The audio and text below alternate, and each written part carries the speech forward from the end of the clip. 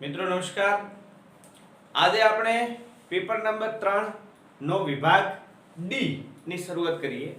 આપણે ઘણી બધી તમને અભ્યાસક્રમ ચલાવતી વખતે મેં રચનાઓ શીખવાડી છે, બરાબર છે, પરંતુ અહીંયા પેપર સોલ્વમાં કેટલીક રચનાઓ છે એ હું ખાલી નમૂના પૂરતી મૂકું છું કે જેમાં પરફેક્ટ માર્ક નથી, એટલે કાચી આકૃતિઓ કહેવાય।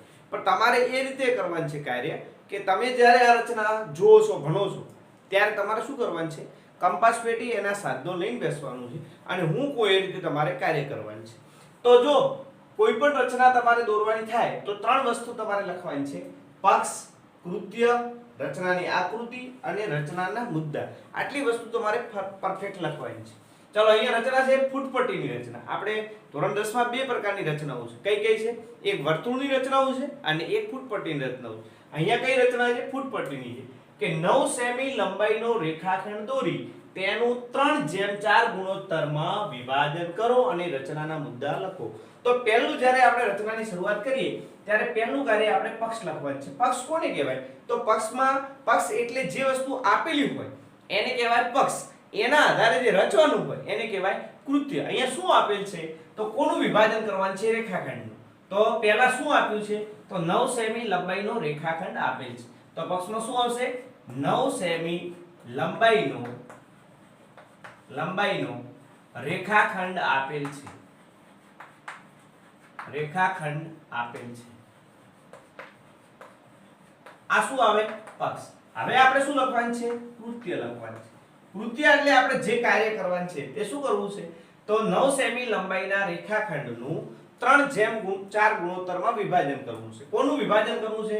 રેખાખંડનું। કેટલામાં વિભાજન કરવું છે? તો 3:4 ગુણોત્તરમાં। તો કોનું વિભાજન કરવું છે? તો 9 સેમી લંબાઈના રેખાખંડ।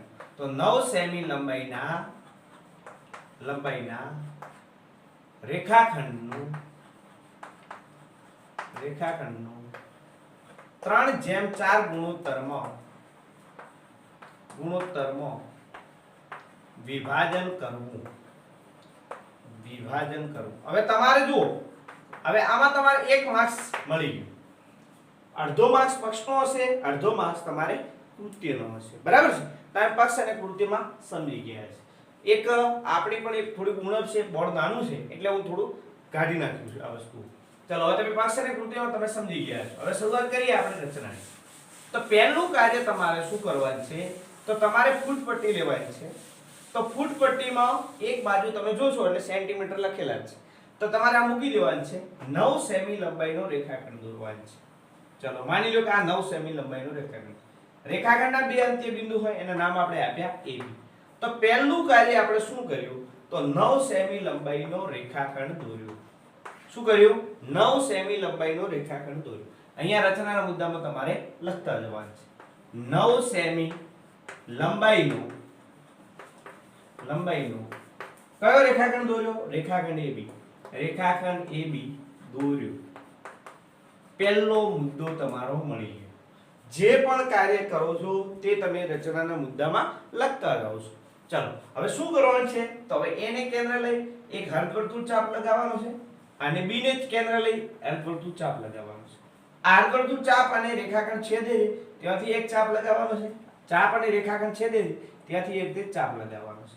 આમ વર્તુળ પકડીને પરિકરથી આમ ચાપ લેવાનો, અહીંથી લઈ અને આમ પરિકરથી આમ ચાપ લેવાનો। આ બે ચાપ અંત્ય બિંદુ અને ચાપ જો છેદે ત્યાંથી તમારે એક કિરણ દોરવાની છે। આ કિરણ દોર્યું છે।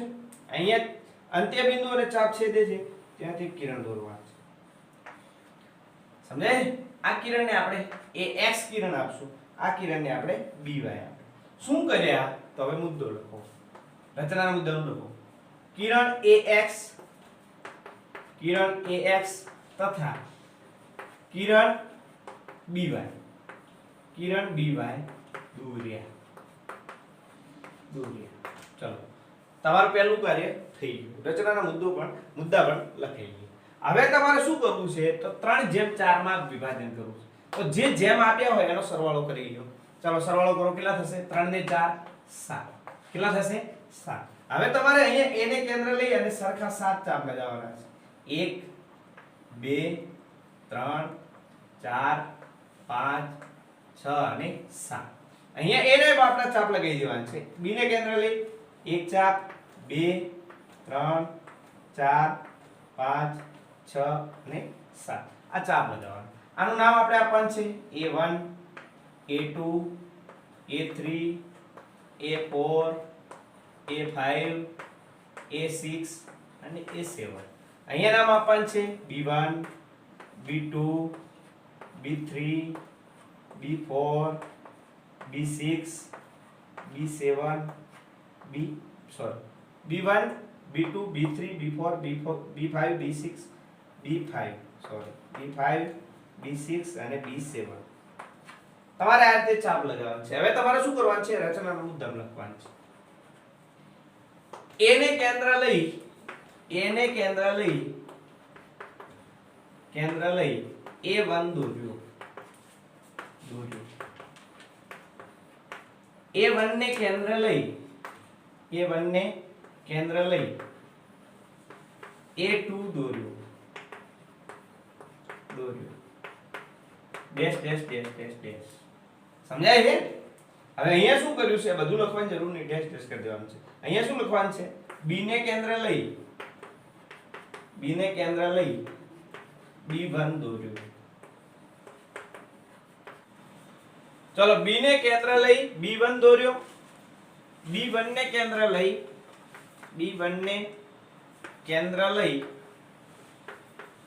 B2 દોર્યા. Dash dash dash dash. હવે તમારે શું કરવાનું છે? તમને આટલા સુધી પરફેક્ટલી સમજાઈ ગયું છે કે પહેલા રેખાખંડ દોર્યો. રેખાખંડના બંને અંત્ય બિંદુએ અર્ધવર્તુળ ચાપ દોર્યા. ચાપ અને રેખાખંડ છેદે છે ત્યાંથી એક ચાપ લગાવ્યો. એમાંથી કિરણ AX દોર્યું. ચાપ અને રેખાખંડ છેદે તેમાંથી ચાપ લગાવ્યો. તેમાંથી કિરણ BY દોર્યું. હવે A1 ને કેન્દ્ર લઈ A1 ને કેન્દ્ર લઈ A2. પરિકરથી તમારે સરખા માપના A1 A2 A3 A4 A5 A6 A7 3 જેમ 4 છે એટલે 4 ને 3 7 કાપા તમારે લગાવવાના છે. અહીંયા 3 7 લગાવવાના છે. બરાબર? આ રીતે રચનાના મુદ્દામાં લખી દેવાનું છે. હવે તમારે શું કરવાનું છે? તો રેખાખંડનું અંત્ય બિંદુ અને આપણો અંતિમ ચાપ જે છે આ બંનેને જોડી દેવાનું. પહેલું કાર્ય આર્યું કરવા દેવાનું. તો અંત્ય બિંદુ કોણ છે? A. ચાપ કોણ છે? છેલ્લો ચાપ B7. તો તમારે લખવાનું છે રેખાખંડ A B7 દોર્યું. બીજું કાર્ય શું કરવાનું છે? છેલ્લો ચાપ અને અંત્ય બિંદુ જોડ દેવાનું છે. તો કયો? A7 અને B. તો રેખાખંડ A7 B દોર્યું. હવે તમારે શું કરવાનું છે? તો 3 જેમ 4 છે 3 જેમ 4. તો ચાલો ગણો. અહીંથી આ 1 અહીંથી 2 અને અહીંથી 3. આ રીતે અહીંયા આવશે. અહીંથી ગણતા જાઓ 1 2 અને 3 આટલે આવશે. આ રેખાખંડ દોર દેવાનું. ચાલો 1 2 અને 3 ભાગ 1 2 અને 3 ભાગ. આ 3 ભાગનો થયો. આ કેટલા ભાગ વચ્ચે? 1 2 3 ને 4 ભાગ. 1 2 3 ને 4 ભાગ વધ્યા. તો શું કર્યું આપણે? A3 B4 A3 રેખાખંડ A3 B4 દોર્યો.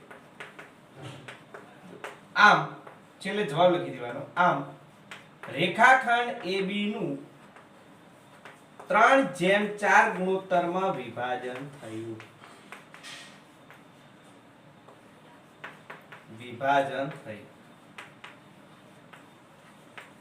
ચલો આ રીતે તમારે 4 માર્ક્સની રચના આટલું કાર્ય કરવાનું છે. પહેલું તમારે કક્ષ લખવાનું છે, કૃત્ય લખવાનું છે. જ્યારે તમારે આકૃતિ દોરતા જાવ છો ત્યારે તમારે રચનાના મુદ્દા લખતા જવાનું છે. આ રીતે તમારા 4 માર્ક્સનું વિભાજન કરી અને તમારા 4 માર્ક્સ મળે. જો તમને અહીંયા કંઈ સમજણ ન પડી હોય તો આગળના રચના ચેપ્ટરનો આપણે આખા વિડિયો બનાવેલા જ છે, એટલે તમે બધા જોઈ લેજો. ચલો મિત્રો, પેપર નંબર 3 નો વિભાગ ડી નો બીજો પ્રશ્ન. AB અહીંયા પહેલી રચના હતી ફૂટપટ્ટીની રચના. અહીંયા જે રચના છે એ વર્તુળની રચના છે. AB બરાબર 9 સેમી થાય તેવો રેખાખંડ AB દોરો. A કેન્દ્રિત 3 સેમી ત્રિજ્યાવાળું વર્તુળ તથા B કેન્દ્રિત 4 સેમી ત્રિજ્યાવાળું વર્તુળ દોરો. દરેક વર્તુળને બીજા વર્તુળના કેન્દ્રમાંથી સ્પર્શક દોરવા. રચનાના મુદ્દા લખો. હવે તમારે શું કરવાનું છે? તમારે શું કરવાનું છે AB બરાબર 9 સેમી થાય તેવો રેખાખંડ AB દોરો પહેલા આપણે પક્ષ પૂર્તિ લખવાના બધાએ આપણે શું કરવાનું છે પક્ષ પૂર્તિ લખવાની છે ચલો પક્ષ પહેલું પક્ષ શરૂઆત કરીએ પક્ષ તો પહેલા પક્ષમાં શું હોય આપેલું હોય એને પક્ષ કહેવાય AB બરાબર 9 સેમી થાય તેવો રેખાખંડ તથા A કેન્દ્રિત 3 સેમી ત્રિજ્યાવાળું વર્તુળ તથા B કેન્દ્રિત 4 સેમી ત્રિજ્યાવાળું વર્તુળ આપેલ છે શું AB બરાબર 9 સેમી થાય તેવો રેખાખંડ AB તથા A કેન્દ્રિત 3 સેમી ત્રિજ્યાવાળું વર્તુળ અને B કેન્દ્રિત 4 સેમી ત્રિજ્યાવાળું વર્તુળ આપેલ છે ચાલો આને શું કહેવાય પક્ષ હવે આપણે કૃત્ય શું છે તો કૃત્યમાં તમને શું કીધું છે કે દરેક વર્તુળને બીજા વર્તુળના કેન્દ્રમાંથી સ્પર્શકો દોરવા તો દરેક વર્તુળને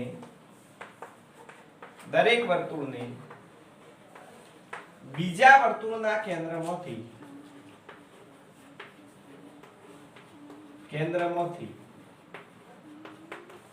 સ્પર્શકો દોરો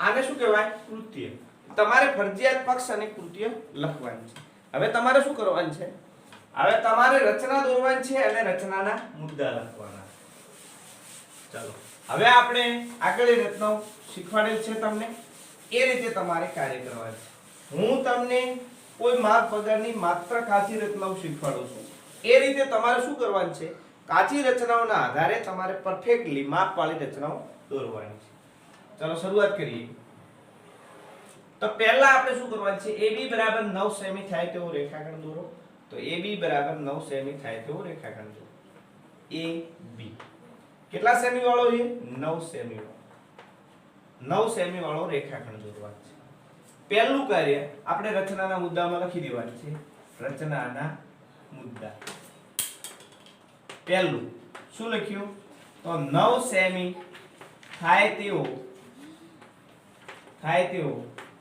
રેખાખંડ AB દોર્યો ચલો હવે આ ધ્યાન આપો બધા હવે શું કરવાનું છે A ને કેન્દ્ર લઈ 3 સેમી ત્રિજ્યાવાળું વર્તુળ દોરવાનું છે તો અહીંયા ફૂટપટ્ટી મૂકવાની છે A ને કેન્દ્ર લઈ 3 સેમી થાય તેટલે ચાપ લગાવી દેવાનું હવે A ને કેન્દ્ર લઈ 3 સેમી ત્રિજ્યાવાળો આપણે વર્તુળ દોરી દેવાનું કેટલા સેમી ત્રિજ્યાવાળો 3 સેમી ત્રિજ્યાવાળો અને B ને કેન્દ્ર લઈ 4 સેમી ત્રિજ્યાવાળો તો આ 4 સેમી ત્રિજ્યાવાળો આટલું માપ તમારે લેવાનું છે 4 સેમી ત્રિજ્યા આ કેટલા સેમી લેવાનું છે 3 સેમી લેવાનું લીધું હવે B સેમી 4 સેમી ત્રિજ્યાવાળો તમારે વર્તુળ દોરવાનું છે આમાં બે વર્તુળ દોરે તો પહેલું આપણે શું કરીએ તો A કેન્દ્રિત 3 સેમી ત્રિજ્યા તમારે આવી રીતે લખવાનું છે વર્તુળ કયું કેન્દ્ર A કેન્દ્ર 3 સેમી ત્રિજ્યાવાળો વર્તુળ દોર્યો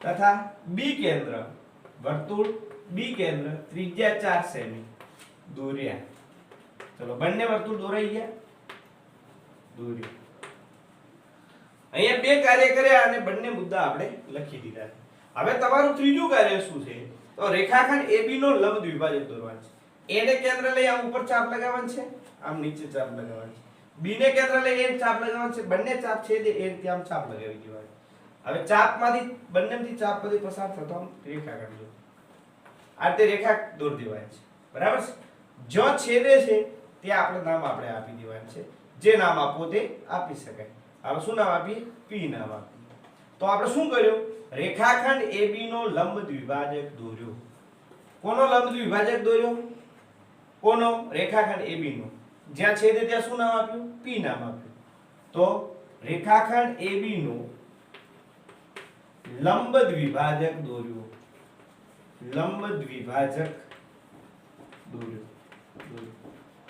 જો છેદે